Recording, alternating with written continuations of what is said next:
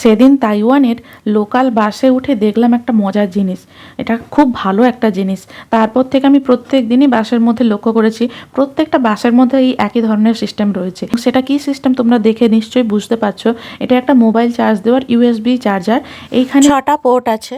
এই 6টা পোর্ট দিয়ে 6টা জিনিস কানেক্ট করা যাবে। সেটা যে কোনো ধরনের মোবাইল বা যে কোনো ট্যাবলেট হতে পারে। হঠাৎ করে যদি চার্জ শেষ হয়ে যায়, দূরে কোথাও যদি যাতায়াত করতে হয়, তাহলে কিন্তু আর চার্জ নিয়ে ভাবতে হবে না।